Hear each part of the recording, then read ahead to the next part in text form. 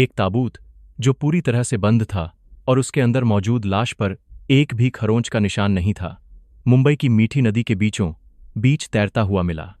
शिकार एक युवा, खूबसूरत महिला डीजे थी, जिसकी सपनों जैसी जिंदगी हर किसी के लिए एक हसरत थी। इस भयानक अपराध को किसने अंजाम दिया? क्या इस जवान लड़की की दर्दनाक मौत के पीछे का रहस्य कभी सामने आ पाएगा?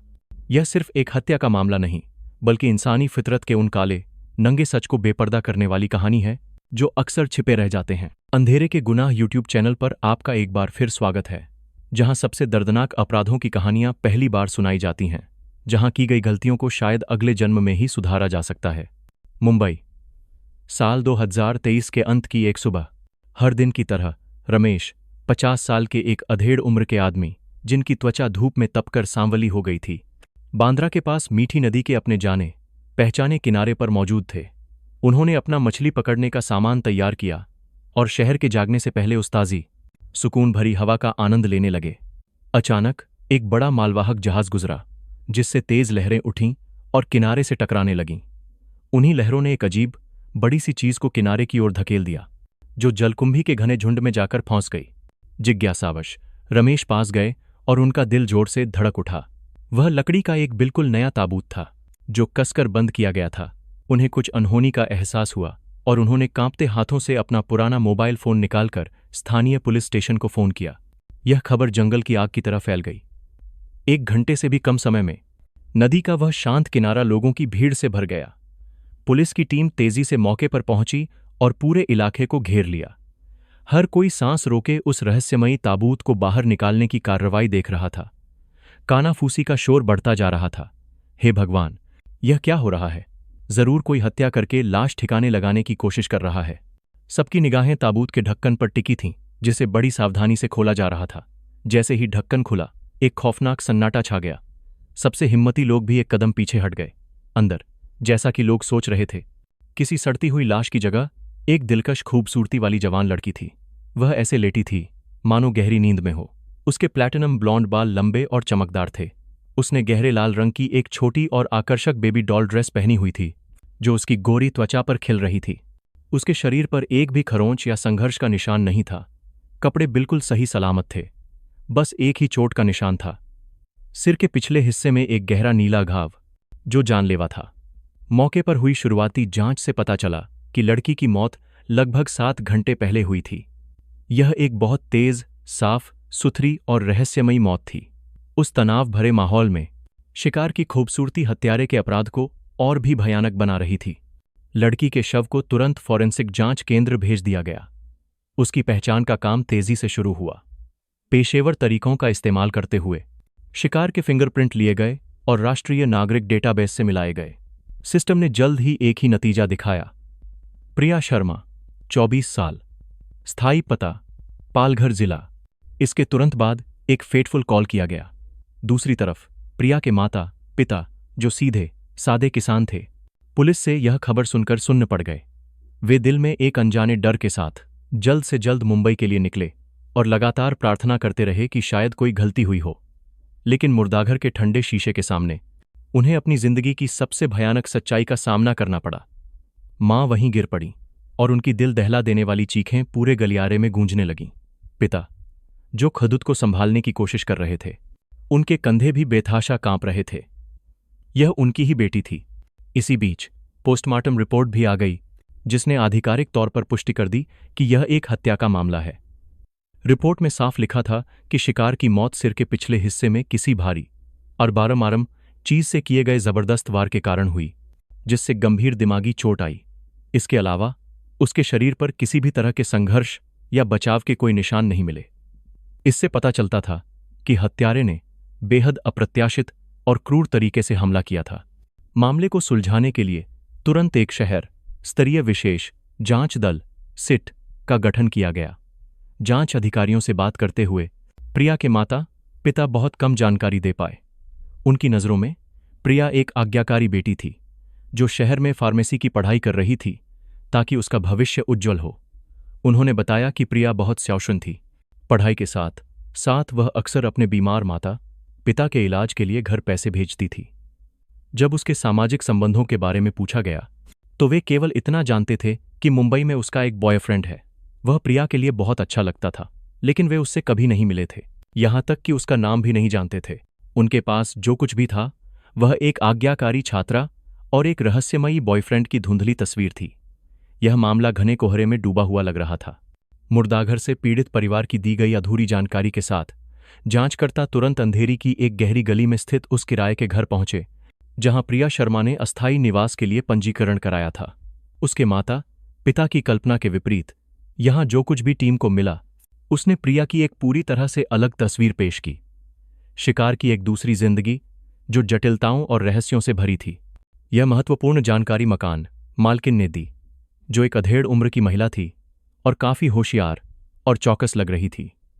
जब प्रिया के बारे में पूछा गया तो उन्होंने बिना किसी हिचकिचाहट के कहा, प्रिया यहां 2 साल से ज्यादा समय से रह रही थी। दिखने में तो बहुत सुंदर और सीधी सादी थी, लेकिन साहब उसकी जीवन शैली बहुत उलझी हुई थी। उन्होंने बताया कि दिन में वह शायद ही कभी प्रिया को कॉलेज जाते देखती थीं। उसकी दिनचर्या पूरी तरह से उल्टी थी। वह लगभग पूरा दिन अपने कमरे में सोती रहती थी या कुछ ऐसा करती थी जिसके बारे में किसी को नहीं पता था। लेकिन जैसे ही शहर में रात होती, प्रिया एक अलग ही इंसान बन जाती थी। रात के 9-10 बजे के बाद वह तैयार होना शुरू कर देती थी। कपड़े तो पूछो ही मत, एकदम छोटे और तंग, मेकअप इतना भड़कीला कि कोई उसे फार्मेसी की छात्रा नहीं कह सकता था। मकान मालकिन ने आगे कहा, इससे भी ज्यादा अजीब बात यह थी कि उसे हर रात लेने आने वाले लोग अलग अलग होते थे। कोई एक लड़का नहीं, बल्कि कई अलग अलग जवान लड़के, सब टपोरी टाइप के, बाल नीले हरे रंगे हुए, महंगी बाइक्स जैसे पल्सर, अपाचे या बुलेट पर आते थे। कभी कभी कोई मॉडिफाइड बाइक पर आता था जिसकी आवाज से पूरा मोहल्ला परेशान हो जाता था। आज यह लड़का तो कल कोई और। जब मकान मालकिन ने पूछने की कोशिश की तो प्रिया ने बस टालमटोल करते हुए कहा कि वह अपने माता पिता को पैसे भेजने के लिए पार्ट टाइम काम करती है। प्रिया के अनुसार उसका काम शहर के बड़े बार और क्लबों में डीजे का था। मकान मालकिन के इस बयान ने जांच टीम के लिए एक पूरी तरह से नई दिशा खोल दी। एक होनहार आज्ञाकारी फार्मेसी छात्रा की छवि पूरी तरह से टूट चुकी थी। अब केस फाइल में प्रिया शर्मा एक नई पहचान के साथ उभरी, एक नाइट लाइफ में सक्रिय रहने वाली महिला डीजे जिसके मुंबई के अमीर और बिगड़ैल लड़कों के साथ अनगिनत जटिल रिश्ते थे। क्या उसकी मौत का संबंध उसके इस संवेदनशील काम से था? और उन रंगीन मिजाज लड़कों में से कौन वह था जिसने उसकी हत्या की? नई जांच दिशा तुरंत लागू की गई, जो प्रिया शर्मा की रात की जिंदगी पर केंद्रित थी। जासूसों को शहर के उन सभी बार और क्लबों में भेजा गया जहां माना जाता था कि प्रिया, जो डीजे प्रिया के नाम से जानी जाती थी, अक्सर जाती थी।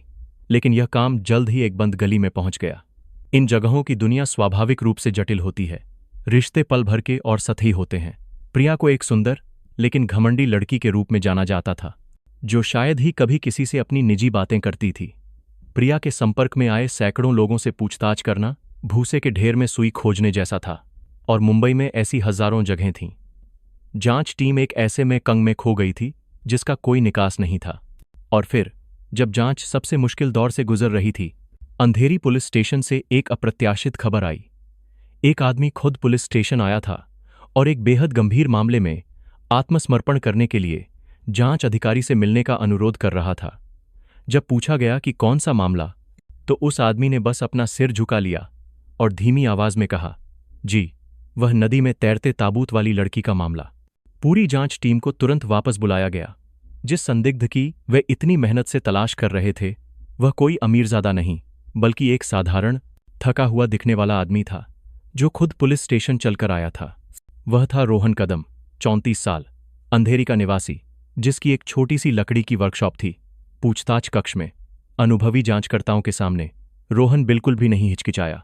वह वहां बैठा था, एक बढ़ई के अपने खुरदुरे कठोर हाथों को एक दूसरे में फंसाए हुए, और उसने अपनी पूरी कहानी सुनानी शुरू कर दी। एक ऐसी कहानी जो प्यार, कड़वाहट और अपराध से भरी थी। मैं एक बढ़ई हूं। प्रिया से मिलने से पहले मेरी जिंदगी बस मेरी लकड़ी की वर्कशॉप और उस मार्शल आर्ट क्लास के इर्द गिर्द घूमती थी, जहां मैं शाम को छोटे बच्चों को सिखाता था। मैं 30 पार कर चुका था और कोई बड़े सपने नहीं थे। बस एक अच्छी औरत से शादी करके, कुछ बच्चे पैदा करके एक शांतिपूर्ण जिंदगी जीना चाहता था। और फिर प्रिया आई। वह मेरी वर्कशॉप के पास एक कैफे में पार्ट टाइम काम करती थी। जिस पहली बार मैंने उसकी मुस्कान देखी, मैं जानता था कि मैं अपना दिल हार चुका हूं। एक युवा, खूबसूरत फार्मेसी की छात्रा, जो बहुत प्यार से बात करती थी। मुझ जैसे एक अनपढ़ बढ़ी ने सारी हिम्मत जुटाकर उससे दोस्ती की। हमारे प्यार की शुरुआत ऐसे ही हुई। मैंने उसे अपनी हर चीज से ज्यादा प्यार किया। मैं नहीं चाहता था कि प्रिया को सिंकू करना पड़े। मैंने उससे कहा, तुम काम छोड़ दो, अपनी पढ़ाई पर ध्यान दो, बाकी सब मैं देख लूंगा। मैं उसका किराया, उसकी फीस, उसके खाने पीने का खर्च उठाता था। जब मैंने देखा कि उसे आने जाने में तकलीफ होती है, तो मैंने पैसे जोड़कर उसे एक नई स्कूटी खरीद कर दी। मुझे किसी चीज का अफसोस नहीं था, क्योंकि मुझे लगता था कि मैं अपनी होने वाली पत्नी और अपने बच्चों की मां के लिए यह सब कर रहा हूं। पहले 2 साल मेरे लिए सबसे खुशी के दिन थे, लेकिन फिर सब कुछ बदलने लगा। मुझे ठीक से याद नहीं कि कब प्रिया चुप रहने लगी। वह कॉलेज की बातें कम बताती थी और बेवजह की बातों पर मुझसे लड़ने लगती थी। हमारी मुलाकातें कम हो गईं। वह हमेशा कहती, मैं पढ़ाई में व्यस्त हूं, मैं थक गई हूं, जल्दी सोना चाहती हूं। मैंने यकीन कर लिया, लेकिन एक मर्द का, एक मार्शल आर्ट सीखने वाले का अंतर्ज्ञान मुझे बता रहा था कि कुछ तो गलत है। मैंने ध्यान देना शुरू किया, और जिस बात का मुझे सबसे ज्यादा डर था वही हुआ। एक रात जब प्रिया ने मुझे गुड नाइट का मैसेज भेजा, मैं सोया नहीं। मैं उसके घर के पास एक कोने में छिपकर इंतजार करने लगा, और फिर मैंने देखा कि एक जवान लड़का मॉडिफाइड पल्सर बाइक पर आया और उसे लेकर चला गया। मेरा दिल किसी ने मुट्ठी में भींच लिया हो, ऐसा लगा। मैंने खुद को धोखा दिया, सोचा कि वे सिर्फ दोस्त होंगे। लेकिन फिर दूसरी और तीसरी रात भी अलग अलग लड़कों के साथ ऐसा ही हुआ। मैंने मकान मालकिन से पूछा, और उन्होंने मेरे डर की पुष्टि कर दी। यह सब पिछले 1 साल से चल रहा था। सबसे बुरा उस दिन हुआ जिस दिन मेरी पूरी दुनिया उजड़ गई। मैंने देखा कि प्रिया कॉलेज नहीं गई। उसने एक ढीली ढाली ड्रेस पहनी और एक ऑटो रिक्शा लेकर कहीं चली गई। मैं चुपचाप उसके पीछे गया। वह एक मैटरनिटी क्लिनिक में घुसी। मैं सामने की चाय की दुकान पर बैठा रहा। मेरा दिल बेचैन था। लगभग 1 घंटे बाद मैंने उसे बाहर आते देखा। उसका चेहरा पीला पड़ा हुआ था और एक नर्स उसे सहारा दे रही थी। मैं और बर्दाश्त नहीं कर सका। मैं वहां गया और चिल्लाने लगा। मैं बस उससे एक सवाल पूछना चाहता था, तुमने मेरे साथ ऐसा क्यों किया? लेकिन उसने मुझे कोई मौका नहीं दिया। भीड़ के बीच उसने मुझे ऐसे देखा जैसे मैं कोई अजनबी हूं, और चिल्लाई कि मैं पागल हूं, वह मुझे नहीं जानती, और पुलिस को बुलाने की धमकी दी। उसकी वह नज़र, उसकी वह आवाज़र, उसने मेरे अंदर के प्यार को मार डाला। मैं बिना पीछे मुड़े वहां से चला गया। लगभग 1 साल तक मैंने उसे भूलने की कोशिश की। मैंने खुद को काम में डुबो दिया। दिन भर लकड़ी तराशता रहा। शाम को अपनी सारी ताकत मार्शल आर्ट में लगा देता। मुझे लगा कि मैं यह कर सकता हूं, जब तक कि एक दिन मेरे फोन पर एक अनजान नंबर से कॉल नहीं आई। वह प्रिया थी। वह रो रही थी। उसने कहा कि उससे गलती हो गई और मुझसे माफी मांगी। उसने बताया कि वह बहुत मुश्किल में है, नौकरी नहीं है, और पाल घर में उसके माता पिता बहुत बीमार हैं। उसे पैसों की जरूरत थी। माता पिता शब्द सुनकर मेरा दिल पिघल गया। मैं भी एक बेटा हूं, मैं समझता था। मैंने सोचा कि मैं किसी की जरूरत में मदद कर रहा हूं, पुराने रिश्ते का कर्ज चुका रहा हूं। मैंने उसे कई बार पैसे भेजे, जो मेरी मेहनत की कमाई थी। मैं यही सोचता रहा कि वह पैसे पालघर भेजे जा रहे हैं, जब तक कि मैंने गलती से सच का पता नहीं लगा लिया। वह पैसा सीधे विक्रम सिंह नाम के एक व्यक्ति के खाते में जा रहा था। मैं चौंक गया। मुझे यह नाम याद आया। यह वही नौजवान था जिसके बारे में मैंने प्रिया के दोस्तों से सुना था कि वह मेरे साथ रिश्ते में रहते हुए प्रिया के साथ था। तो एक बार फिर मैं एक बेवकूफ बन गया था। मेरे प्यार का, मेरी सहानुभूति का उसने और उसके प्रेमी ने बेशर्मी से फायदा उठाया था, ताकि वे अपने ऐशो आराम के कर्ज चुका सकें। उस वक्त मेरे दिमाग में दर्द नहीं था। प्यार तो क्लिनिक वाले दिन ही मर चुका था। अब यह गुस्सा था, अपमानित होने का एहसास। एक आदमी जिसके आत्म सम्मान को बार बार कुचला गया हो, और मैं जानता था कि मैं अब और चुप नहीं रह सकता। मुझे एक बार और हमेशा के लिए उनका सामना करना था।